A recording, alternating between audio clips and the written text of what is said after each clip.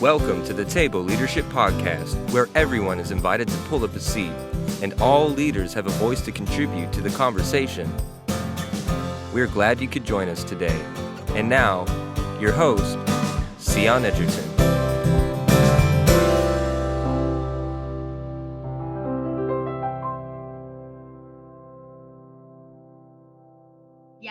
Yes, exactly. Very big gray area. So that's kind of what the focus is. Cool. Great. Cool. Awesome. Well, let's just start off by, first of all, let me just say thank you, obviously, for taking the time and for being here. Super honored and excited to have you on. And why don't you just real quick introduce yourself? And you and I met really recently, too. And so this is probably partially by way of introductions, just for my benefit. But Sure. Just kind of let everybody know who you are, what you do, where you're from, whatever you feel like would be pertinent for them to just hear your heart. I was born in Oakland, California, and then I grew up in a town called Concord, which is just over the hill from Oakland. And now I live in Martinez. This is Martinez, California. Martinez apparently is the birthplace of the martini. Right. And Joe DiMaggio. I don't know if Joe DiMaggio was born here, but he grew up here. But the whole martini thing, I tend like a lie. That's one of those. If it is a lie, why would you make that up? And who cares? So I'm going to run with it. And there's a plaque in Martinez that actually says, no way. Yes, it's a plaque on a rock. So they're like, no, we're serious. My wife and I were married August 1st, 1999. So we're going on 21 years coming up this summer. Awesome. I've got two littles. I have a 9-year-old boy and a 2-year-old girl. Asa is my oldest. And Caitlin is my youngest. They are the dude and the bird. They rarely call by their names, at least by me. In our context of the conversation, so currently I do a lot of coaching with artists and pastor minister types. So most of my clients or relationships are people who are trying to create culture for the benefit of others. Mm-hmm. And almost everyone I'm working with is trying to figure out what that looks like 20 years from now and trying to make something that works. Not so much for them right now, but honestly thinking about like, what do we do for folks who aren't here yet? I'm not like I'm not a certified coach. I didn't go to like coaching classes. I just spent the last 25 years making just a crap ton of mistakes in art and ministry and relationship. And so I get to pass along whatever bits of wisdom and pattern I've learned. Planted a church in 1998 in downtown Concord. Helped some other friends do similar things in different parts of the country in California. I made a truckload of music over the course of many years and written a lot of. I'm working on a seventh book. So I think depending on how you do your math, 7 books. I do a lot of the stuff, and so most of the stuff I'm trying to pass on to people is that the day-to-day wisdom. Mm-hmm. So I guess that's a pretty decent overview. I'm a dad. I'm a resident in the East San Francisco Bay Area. I help people as best I can with not just the stuff I'm making, but the stuff I've learned from making stuff. That's awesome. And I love that that's the focus too. You know, it's really easy to use our gifts and talents and follow our passions and do the things, but to intentionally be sharing that and passing it on and to live so open-handedly, I love that. That's great. So props to you, man. Okay. So my first official question, which is not really official, but it's the question that I ask everybody. It's my kind of just for fun icebreaker, because I have 2 great loves in life. Oh, yeah. That's food and leadership. Yeah. So depending on the day, one of those takes precedence over the other. It just, depends on the day. But the first question that I always ask is if you and I were actually gathering leaders in real life around a table that wasn't virtual, and we were just, gathering them to pour in and invest and share all the wisdom and mistakes that you talked about, what would you be feeding us? So if I was on my own, if it was just me and I couldn't get help, so I'll answer this 2 ways. If I was on my own, I couldn't get help. I would try to grill vegetables. Okay, grilled vegetables. Awesome. It's that's my favorite thing. So just skewers and sliced, diced vegetables. I would just grill the hell out of a lot of vegetables. That would be now. Better case scenario is I would include some other people who are really strong in that area. So really specifically, excuse me, my wife and her friend Keiko are, they are, I don't even know how to describe this. So they'll host, they'll get hired in to like host and conduct like sushi parties. Okay. And so it's like, it's Keiko is out of this world great. And my wife is a phenomenal sous chef too, Keiko. My wife is a great cook, she's a great chef, but Keiko's like completely next level. And one of her favorite things in the world to do is like, she loves to like put her in a room with like 8 to 20 people and say like, feed us something that is, you know, challenging and interesting, but also delicious. And that's like her world. And so people who've never tried gyoza are like, whoa, gyoza. Or people who have had gyoza have never had gyoza this particular way. And Keiko's just like, so my best case scenario is I call in a team of people who know what the hell they're doing. Yep. And say, serve these people sushi and gyoza and do the whole thing. So that would probably be the way that would go. That's awesome. I love it. And I love what you're really laying out for us right there too. Like, you know, Foundations of Leadership 101 is, oh my gosh, if you can't do the thing, then just bring in people to do the thing. Yes. Yeah. Because you don't have to be good at all the things all the time. No, and I don't enjoy the stuff I make as much as I enjoy. Like, isn't everybody like, what do you want to eat? Something that someone else has made for me. That's every something single that I'm time. not laboring over. So, and then there are people who are like, I would rather cook for you than you cook for yourself. Oh, that's awesome. I love it. That's Amy and Keiko. Okay, well, considering the fact that we live in proximity to one another, unlike most of my guests, one of these days I get to be part of a gathering and taste Keiko's food. Oh, absolutely. We'll have you over. We like anytime we can, because we throw a lot of parties here at the house. Anytime we can, Keiko's very involved in those parties. That's awesome. Okay, well, I look forward to it. I totally, with no shame, like invited myself over for. And you are. It is a broad cultural open invite. Great, that's awesome. All right, so now that we know what you bring to the table as far as food wise, what is it that you feel like you bring to the leadership table in this season? In this particular season, I've tried a lot of stuff. Mm-hmm.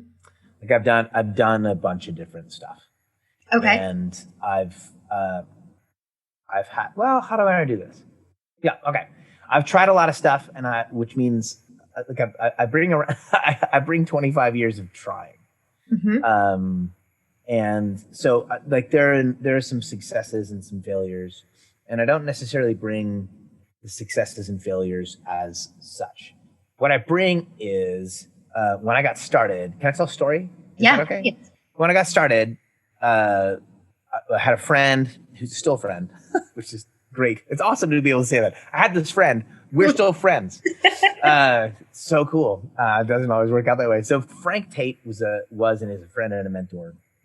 One of the most significant persons in my personal life and my professional life. And I was living in his house because I was on staff with an organization called Young Life. Mm-hmm. So I was making between like $250 and like $400 a month. And so I needed a place to stay. And Frank was like, just stay in the house with me and meet a bunch of other single guys. And there's a lot to the story, but I was playing music. My plan was I was going to do youth ministry stuff, work with kids, and then I was going to teach to supplement my youth min income. So that was the road. And I was writing songs just as a way to process all the chaos of being like this young adult who had decided on a career that was like highly emotionally laced, and I didn't know why I felt the way I felt most days. And so I was like, well, what would Morrissey do? And what Morrissey would do is he would write some really sad songs. So that's what I was doing. And Frank came to me one point. He was like, hey, have you thought about music as a career? There's a bunch to that story. I'll tell it some other point. I'll make this as short as I can. I took a little bit of a risk. He took a bigger risk. I didn't know at the time. I took a little bit of a risk. Most of my kids were graduating, so I would be starting club over at the school I was working with. So I wasn't leaving kids in the dust. I was like, oh, let's take a shot at this. And so we're halfway through making what ended up being like a first record. And I go with Frank to this thing, this like music industry thing. And he puts me on stage in front of like 250 industry folks, like the people who are like music buyers and like radio executives. And the whole point of the thing is like the record executives would say, here is actually a good friend of mine who I just ran into again. Her name is Sarah Kelly.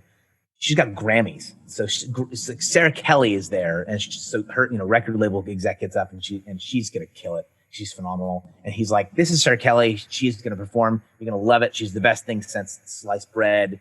She's going to rearrange your DNA. It's going to be amazing.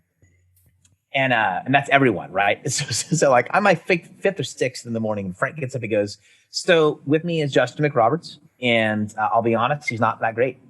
I'm no joke. This is exactly what it is. He goes, I'll be honest with you, he's not that great.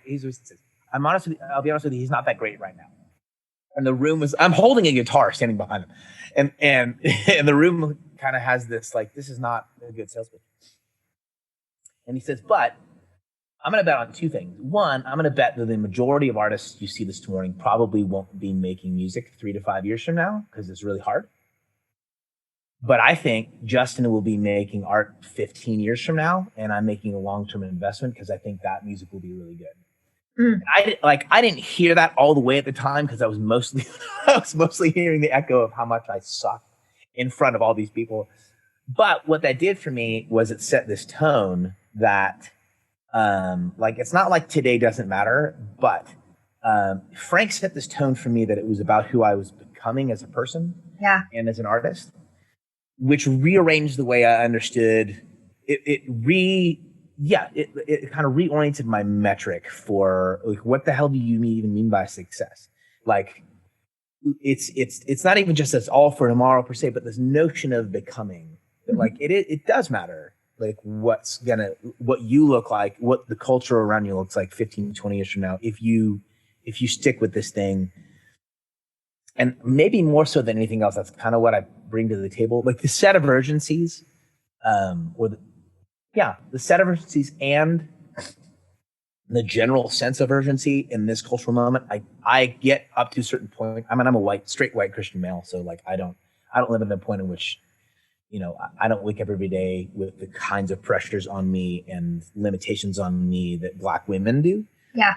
At the same time, one of the things I've learned from watching Black leadership is that like, hey, you're going to try and you're going to fail. Mm-hmm. And that's the thing you have to expect. And what you can't bank on is that your failure today is the end. And you'll do some things and you'll have some victories. And don't go marching around like you won the whole damn thing. Because 15 years from now, we're still going to be up to this thing. So maybe more so than anything, today's urgencies, they're not urgent, but we're building and becoming as people and as a culture. And I help, as best I can, I bring to the table this sense of like, you're part of a much larger thing, even in your own life as well as culturally. So yes, work your ass off. Do your absolute best today. But don't buy into the idea that you've succeeded or you failed at any particular point along the journey, because there will be a tomorrow. There will always be a next step. Yeah, that's so good. So for the question that I have then, and this is what I'm thinking as you're talking, right? I'm thinking about the person who you talk about, oh, I've tried a lot of things, right? And there's so many of us who would say, well, I thought about a lot of things. Like I thought about trying a lot of things. And so you're kind of sharing this story of the point that was turning for you, where Frank said like, hey, he sucks now, but I'm making a long-term investment, and the way that just resonated in your life. What is it? And I know you kind of just said it a little bit, but if there was something for someone who's listening, who's like, wow, I want to live like that. I just want to be like, you know what? Screw the fear, and there's going to be mistakes, and I'm just going to try these things. Two questions, and you can address them however you want to. One is, what is the mantra that you would give them to get them past the point of thinking about a lot of things and just trying the things? How do you really take that brave, bold, courageous step? And then the second, the follow-up, would be, how do you still do that with wisdom? Because I'll be honest, I've tried a lot of things that I really should not have tried, because I just should not have. We'll just leave it there. And not, not meaning that because I made mistakes or because I failed, but because I think there's a difference between being bold and brave and courageous and saying, you know what, I'm just going to try this and I'm just going to put everything out there and I'm going to see where it lands, and then just doing dumb shit. which I was kind of a lot of my story. And so what does it look like for you to try? How do you take that brave, bold, courageous step? And then also, what does it look like to do that, with wisdom? So I think I'll work backwards, and I think what it looks like to do wisely. I'm going to be just hyper practical. So I think it takes particular disciplines, and so not just the idea of discipline, but I think it takes particular disciplines. So one, having a place. First thing, having a place, an actual strategic place to write down and keep track of all your actual ideas. Mm-hmm. So Evernote, notes, journal, whatever. Like if you have things in your head, you're like, I would like to try this. I think this might be useful. Like write it down. Actually organize it so you can see it in front of you. And then the second discipline is to use your calendar. And I would say try out, like do it all.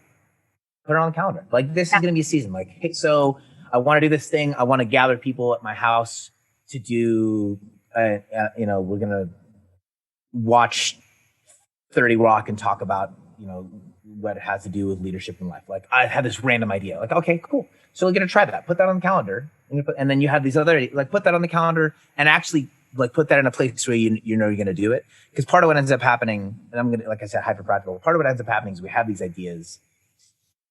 We don't execute for two reasons. One, we don't actually if it remains a thought, I don't actually have to work out the things about it that might work or might not work. Mm-hmm. As soon as I write it down, as soon as I actually put like an idea actually on paper or in a place where I can look at it, I sometimes we end up doing stupid shit because it's like, well, you didn't really think all the way through this. Yeah. So like I didn't put it down and like map it out. Be like, I want to gather folks at the house, blah, blah, blah, et cetera. And then you're like, well, you have, you live in an apartment, you have 2 chairs. So you can't do, you know what I'm saying? Like, so putting a place where you get to actually work the idea out and then putting it on a calendar, because the calendar, if as an adult, like the calendar generally tends to tell me what I'm doing. Like I don't make it up as I go along per se. I put it on the calendar, and then I'm pointing at my calendar. It's actually the word. My calendar sort of tells me that's what we're doing this season. So put your ideas in a place, and then actually commit to them by using the calendar. Mm. And my thinking is, like do it all. And yeah, it's probably true that some of it's not going to be a good move. I never know. Like I've never known going in, and the process of discernment and wisdom really only happens over the course of time. And I don't ever really develop a keen sense of discernment and wisdom by thinking through everything. Mm-hmm. I develop a keen sense of discernment and wisdom by doing things and then processing the things that I've done. So I think I have to put it in play. I think I have to live it and embody it. It has to happen with my body. It has to happen in my actual space. And then I create time to think through and look through and process. Here's the last caveat: with other people, the things that I've done. So there are the practices and disciplines is put everything down, right? If it's an actual idea, put it somewhere where you can look at it and process it. Put it on the calendar and just try it. Yeah. Even if you're like, I have no idea, this might suck. Or if you think it's the greatest thing in the world, which is usually the stuff we don't try. And then as you're processing and thinking, like have some people around you to work that out and be like, I felt like this worked really well. And other people are like, it really didn't. And, because you were in charge the whole time. Or you're like, God, this really sucked. And like, well, yeah, but it was really cool to watch you fail. And I think everyone would come back and try it again, if that makes any sense. Mm-hmm. No, it totally does. And that's good. And that I wanted that piece that you just said about, you don't gain wisdom and discernment from thinking about things, but from doing things. That would be the thing that I would cling to, because I tend to be super strategic. And that's just one of my gifts is long-term planning and thinking and strategizing. And it's fantastic. And it is a gift, but our greatest gift overused becomes our greatest weakness. And that is oftentimes the one thing that is my greatest hurdle to actually trying things. Is over strategizing? over strategizing. I've got to have 20 steps and I'm stressing about step 20 when I haven't even decided to just like take step 1 and see if I even want to take step 2. Yeah. And so that's fantastic. And then I love what you said too about processing, because I think it's really easy for some of us, those who are triers, to try things and either it works or it doesn't. But either way, we're just moving on to the next thing and trying it and not even thinking about, oh, wait, why did that not work? Why do I feel like that was a mistake or that failed? And maybe that would actually inform the next thing that I try. And so that piece right there about processing and community, I think is so huge. Yeah, absolutely. It's super. I mean, ultimately, you're creating. Ultimately, theoretically, we're creating things for other people. Mm-hmm. So it only makes sense that we would include other people's metrics in our own evaluation. Like my metrics I cannot be the person who decides if my work is beneficial long term. Other people get to decide that. Yeah. And so including other people in the process is like, A, it makes me more effective, but B, it's also the discipline of like letting go of this stuff. Mm-hmm. So it's like, I'm not making this so that I feel good that I've created something for the world. I'm actually making it for other people, and they get to decide whether it's worthwhile. Yeah, that's good. So in this whole life of trying lots of different things, I want to ask you 2 things. The first thing is, what has it cost? Because there's, when we do things, whether it's works out or it doesn't, it always costs us on some level. What has it cost you? Because I want those who are thinking about it, who are like, yes, I'm going to write the things down and put them on my calendar, and I'm going to try these things. It's good for us to know, like, hey, let me count the cost first. What does it cost you and why has it still been worth it? So, one, it always costs more. Always. It doesn't matter how much you think it's going to cost. It always costs more than you think or you plan. Always. Every single time. Mm-hmm. Which isn't to say don't count the cost. I'm just saying, like, do your math and then prepare to be wrong about your math. For me, as opposed to answering for someone else, all of a sudden I'm 20 again. It's for me. In my history in personal creativity, art stuff, it predominantly costs ego. The place I've died most to myself and my own self-evaluation has been in the process of making art and making art. And when I say art, part of what I mean, just so folks get where I'm coming from, art is anything we create that facilitates connection between people, anything. So in the process of creating art, I die mostly to myself, my ego, like my own. I've had to go through the process of, like facing my own arrogance and pride and, like that self-evaluation, like my identity tied up into the stuff I make. Mm-hmm. The primary cost of making art long-term has been ego. The primary cost of leadership has been relationship. Mm-hmm. You're just going to lose friends. And not just because people are going to hate you, but because you're going to figure out that, one, there are a bunch of people in your life who really actually aren't life-giving and they're not really friends. There's a different category for those folks. And they're good folks and you like having around, but like you end up figuring out a few things. One, you're going to make decisions that people aren't going to be stoked on, and you're going to lose friends. Yeah. Two, you're going to figure out that some people actually aren't on your side. You're getting used. I mean, folks talk all the time, and it's not unfair to talk about the way leaders use people. Mm-hmm. We don't talk enough about the way congregations and employees and followers use leaders. Leaders get used on the regular. Yeah. And part of what you find out over the course of time in leadership is like you're getting used by a whole lot of people you thought were friends, so you're going to lose those people as friends. Jesus had 12, and among those 12, one of them sold them out for cash, and everyone bailed on him when shit got hard. That's the model. It's my model. And so if that's the case, and I want to lead tribally, culturally, I'm going to lose friends, either because those people get redefined as something other than friends, or folks will actually bail on me and betray me. So the primary cost of leadership is loss of relationship. So both of those things the cost of art being ego and death to self and identity, and the cost of leadership just being relationship and people. Those are both super heavy and super hard, especially when, we want to think that the idea is, no, if I do it right and if I do it well, then everything's just going to be pretty and good and easy and rainbows. And, we're all just going to get along and agree to disagree. And it's just not the way that it works. So with those two hard, heavy, costly things, tell me why it's been worth it. So for several reasons. Working backwards, when I figure out who my actual friends are, that's like a gold mine. So I can only spend so much time with so many people. So I've got a really, really short list of people in my life. I'm 46. I'm more than halfway done with life, and I don't have to spend a whole lot more time in my life trying to figure out who I want to be around when I just need to be around people. I'm done. I know who those people are. That's a freaking gold mine. Like, I didn't know that for a long time. So coming to that recognition of who my actual friends are and where I can be, where there's life for me in a relationship, totally worth it. That's one. Two, the less it's become about me in light of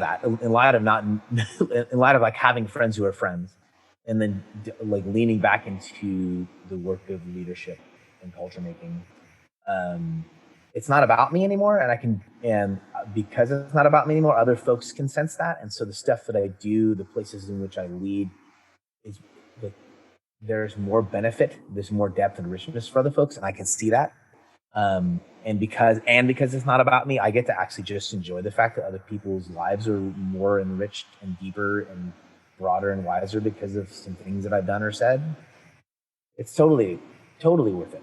Because I'm clear about who I am and who I belong to, and the work and I'm clear about the effectiveness and the impact and I think I want to say goodness of the work. I'm clear about the goodness of the work that I'm doing. That's why it's worth it. You figure out who you are, which is magic. You figure out who you want to be with, which is part of figuring out who you are. And then you figure out what your work is actually worth over the course of time. And those are the things you want to figure out in life, period. Yeah. So in a sense, you don't really have a choice. Right. This is just some shit that's going to happen. I mean, it's like you don't get to decide this. It's the process you're just in. You can either do it intentionally or not. But like you don't get to not face that. Right. That's good. So one of the things that you mentioned as you were answering that question, and you said it a couple times so far, you talked about culture making. Define, what do you mean by that? And what is the culture that you feel like you're kind of trying to create? So the culture I'm trying to create really specifically right now. I do not believe in evangelicalism, and I am not here to support whiteness or white people. I'm certainly not trying to champion white evangelicalism as such. But I am strategically positioned because of my history to build a culture in which people who are trapped in the system of white evangelicalism can bridge themselves or be bridged out of it. Okay. That's what I'm best at. I'm trying to move people like me towards the kingdom of Jesus. And most of the people who are when by the people who are like me culturally, ethnically, socioeconomically, white evangelicals. So I know who my people are. I know that the majority of people who pay attention to what I'm doing are either in evangelicalism and are predominantly white, or they're folks who were there and don't know where the hell they are supposed to be now, and that's a larger and growing group of people. But like I don't have a whole lot to offer the progressive circles. Like they're far more qualified, invested, wise women and men doing that work, and I can and should rather lift up their voices and what they're doing. I know who my tribe is, so by culture creating, I'm trying to create pathways, bridges, spaces, language for people who are like me to move closer to the kingdom of Jesus. And culture is that. Like, culture is in a hopefully and usually in some way intentionally created pathway or set of practices whereby or in which people are gathered and moved. Mm-hmm. So the question that I have then, because you said something in there that I think was really key. You said, you know who your people are. People, you're trying to move and create culture for the people who are like you. And that also in the other spaces for the people who are not like you, there's someone better qualified to do it. So what I don't want people to hear you say is that you're not concerned about the people who aren't like you, because I know your heart. I mean, I know the work that you do. I know the heart that you have for equality and equity and social justice and racial reconciliation and all of these things. I know just so many spaces in which you are super, super affirming. And so tell me what you mean by, because I love what you said. I think it's really easy, the whole like white savior complex where I've got a heart for something. And so I'm going to go in and I'm going to be the one to rescue everyone. When the reality is that it's actually the people who look like those that are being oppressed and marginalized, who live there, who are actually best equipped to do that work. And my role is to lift them up and elevate their voices. So talk to me just a little bit about that approach and that mindset. And then how do we practically do that? Because I think a lot of us, especially you started out by saying like, hey, I am a straight white Christian male. I think a lot of us really need to step back from the places that we feel like, gosh, I'm going into rescue. It doesn't mean that I'm disengaging completely. It means that I'm actually helping to position, elevate the people who need to be leading there. Talk to me about all of that. Sure. So like if your kids are sick and you love them dearly, you don't love them more and wisely and better by deciding that as your kids get sicker, you are going to be the one who diagnoses and prescribes care. Mm-hmm. What you do is say there are qualified women and men who literally went to like 800 years of school to become doctors so that they could do this work because you specialize in things. So when someone, great example. So as folks come to me in the last couple of days because of the thing I've shared publicly a little while ago about race and religion, folks want to ask particular questions about their pathway forward as white people. I will point and say, hey, here's wisdom I've got. But I'll tell you who I picked it up from is you want to pay attention to Christina Cleveland and you want to pay attention to Ben McBride in these specific areas because these are the people that I pay attention to. Christina and Ben deeply inform my life when it comes to race and religion. Mm-hmm. Christina in this personal, connection with the divine sense, and Ben from the standpoint of like culture and kind of broader culture and civil engagement with regards to what does blackness have to do with following Jesus? What does blackness have to do with connecting with God? I can tell you what I think about those things, but they can tell you what they know about those things. And so I'll point folks to Christina and to that. Similarly, when we're talking about, gender issues, go talk to Jen Hatmaker.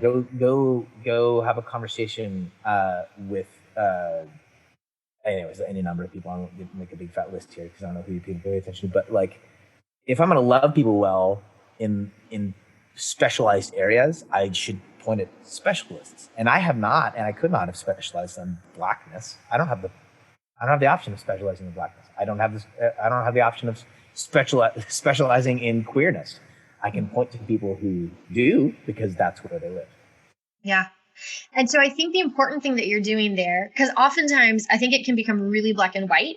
And I know what I've heard from a lot of my either friends of color or LGBTQ friends or, women who have been oppressed because of their gender who say, hey, we need the majority voice to speak up and to be vocal and to affirm us.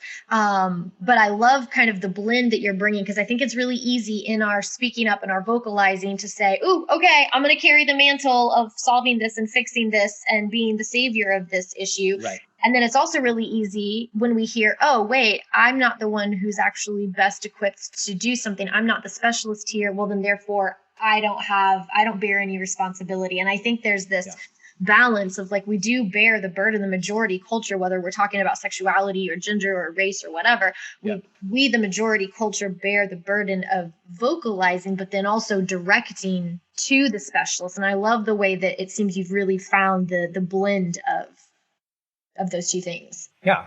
I mean, I'm ultimately, if I'm being honest, like I'm doing what I've been asked. So, Christina Cleveland, again, who, she's been on the podcast, my podcast a couple times, and one of the things she'll go after is like, she doesn't want to, and rightfully so, she really doesn't want to go directly and try to teach white crowds. Like, it's not a thing she wants to do. She wants white folks to do that. Yes. The thing is she also wants white folks to do that wisely and well, which has to do with predominantly listening. So I'm playing again. She is more invested in. I think this is probably true. She is more invested in what it looks like for white people in white culture to come to grips with what blackness is than I am. Like I could live my life and people around me could not really come to an understanding of blackness and what whiteness is, and it kind of wouldn't affect my life. Like I'd be fine. But it affects her every day. So she's more invested. So I'm gonna because I love her, I'm gonna do, as a way to love her, I'm gonna do what she's asking me to do. And I also want my white friends to love the world well, because that's a better way to live. So it's not just like, hey, I need my white friends to like just get their crap together and serve black people better. I want my white friends to live well and like know the Lord and know the world and like be known. And so it's a way for me to love them as well. So something in what you just said, you said to live well and to live fully and to know the Lord.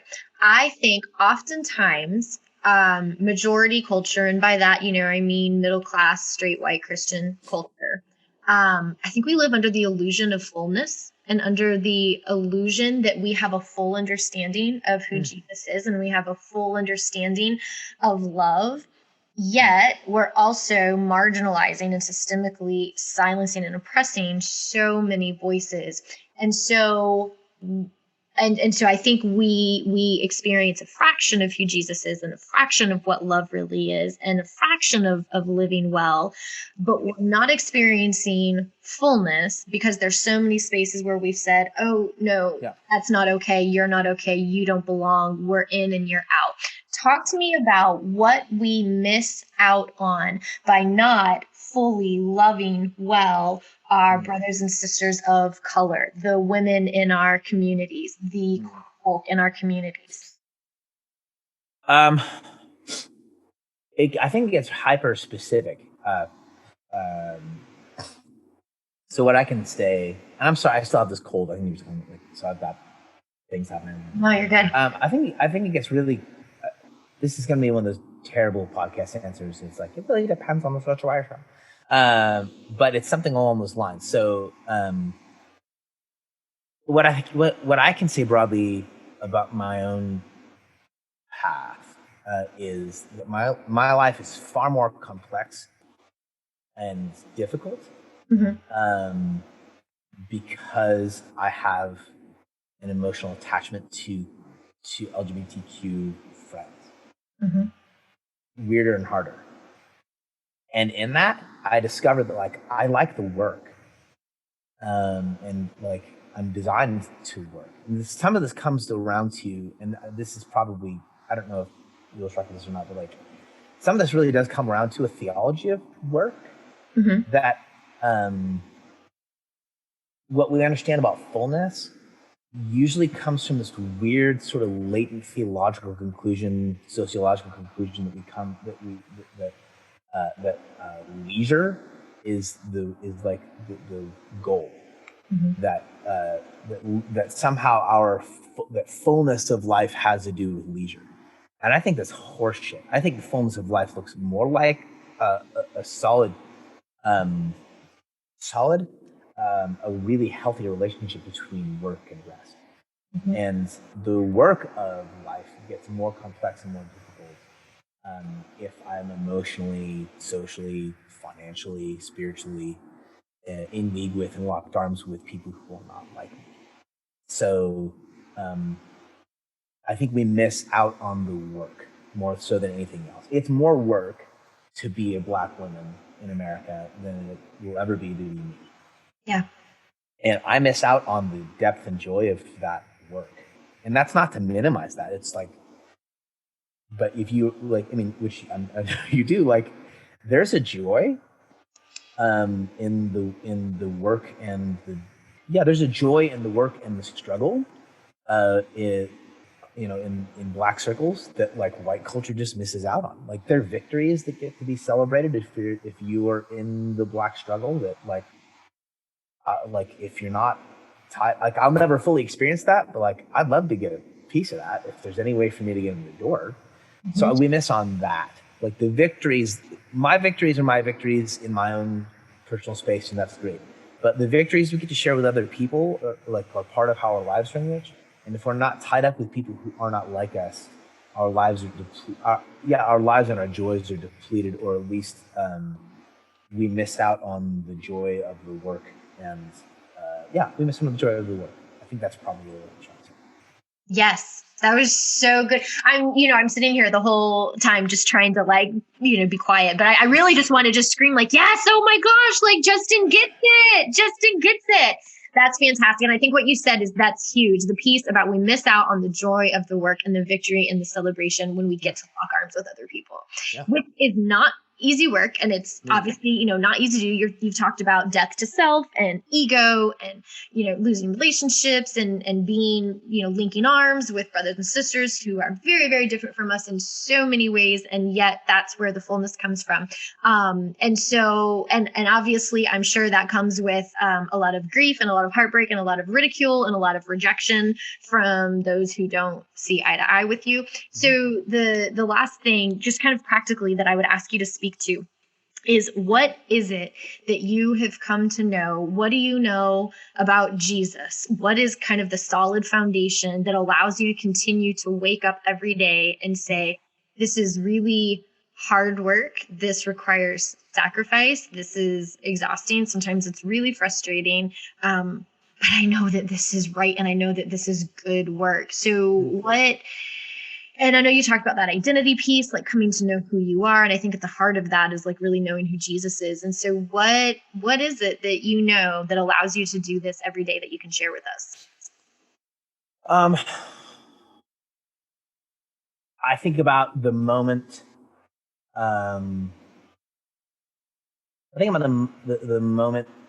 Here we come to, like, as we're moving through Lent, there's this moment post-resurrection where he walks through a wall, apparently, into this room where people are, and one of his friends had not been super sure that like these stories he was hearing are real, and so he offers him his hand and his side and says, "Touch the scars on my wrist and my side." Mm-hmm. And it's the point at which, and then Thomas is the person, doubting Thomas. And then Thomas touches the scars. And then it's like, oh, you are real. That part of who Jesus is, that like part of what makes him real is his woundedness. Like, part of what makes Jesus real is that he was dead, like actually dead, and that there are actual scars. I love that vision of life.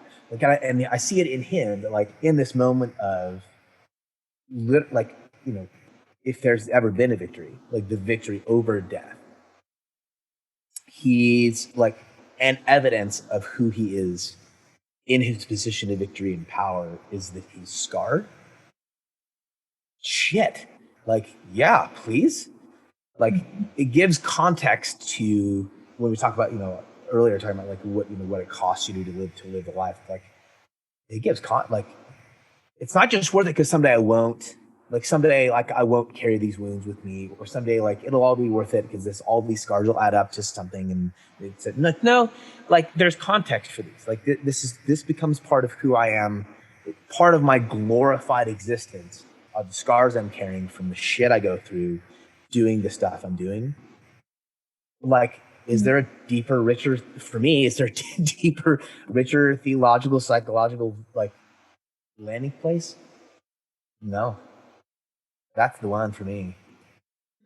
That's awesome. I don't think I have really heard, I'm trying to think, and no, I can't think of a time that I've really heard someone talk in that way about carrying scars and wounds and the scars. With all the cussing? I love it. You know that t-shirt, I love Jesus, but I cuss a little? Yeah, I love it. No, it's great. But no, to hear someone talk about and just contextualize and really bring a theology to what Jesus still carried in his resurrected, glorified body, and that was still okay. And that the evidence of that was actually what brought people to say, oh, yeah, this is legit. Yeah. And the way that, honestly, who's going to believe it? Yeah. If it's not that way, like on the real. Like just, I mean, it's the difference between like a Judeo-Christian story about a man named Jesus and like a Greek legend. Like, because in the Greek legend, he comes back and he's neither male nor female, and he's this weird disembodied thing, and there are no scars, and he's levitating and glowing. But that's the thing that makes it real. I love that. Yeah. My Jesus has scars. That's really good. Well, I'm going to be chewing on a lot for a long time, but you bring so much wisdom, and I appreciate it. And I just want to say on behalf of everybody, thank you. First of all, just thank you for being someone who has tried things and for living the life that you've lived. And more importantly, to live open-handed and being willing to share that in all of the realness of it is just super impactful. And so I just want to say thank you so much for being here. My pleasure. Thanks for having me on.